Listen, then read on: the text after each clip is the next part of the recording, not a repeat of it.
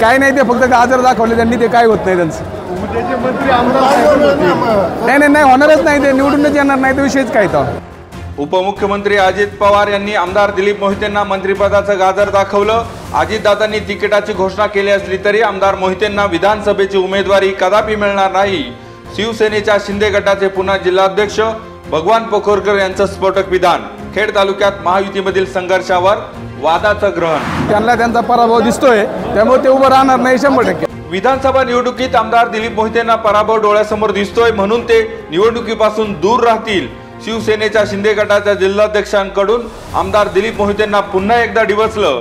महायुतीमध्ये अलबेल नसल्याचं पुन्हा एकदा स्पष्ट. नाही होणारच नाही, ते निवडूनच येणार नाही, तो विषयच काय तर. त्यांनी उभं राहून महायुती जागा कमी होईल उभं तिकीट दिल्यावर.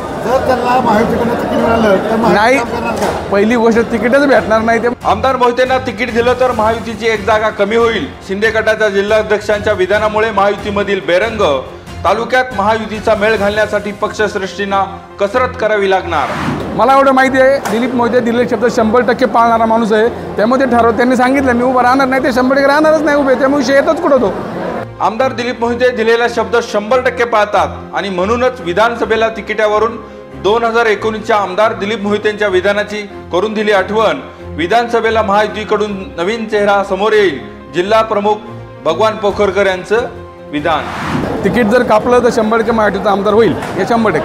विधानसभा निवडणुकीत आमदार दिलीप मोहितेंचं तिकीट कापलं तरच महायुतीचा आमदार होईल. जिल्हाध्यक्ष भगवान पोखरकर यांच्या विधानामुळे अनेकांच्या भुवया उंचावल्या. अजितदादांनी तिकिटाच्या घोषणेला शिवसेनेचा जिल्हा प्रमुखांचा तगडा विरोध. राज्यात 434 शासकीय औद्योगिक प्रशिक्षण संस्थेमध्ये संविधान मंदिर निर्मिती. चांडोली येथील शासकीय औद्योगिक प्रशिक्षण संस्थेच्या संविधान मंदिराचं उद्घाटन. संविधान मंदिर हे केवळ वास्तू नसून संविधानातील तत्वांचं आणि विचारांचं प्रतीक आहे. आमदार दिलीप मोहिते यांचं प्रतिपादन. घरगुती भांडण सोडवण्यासाठी गेलेल्या पत्नीचं पतीनं दाताने बोट तोडलं. पतीविरोधात आळंदी पोलीस ठाण्यात गुन्हा दाखल.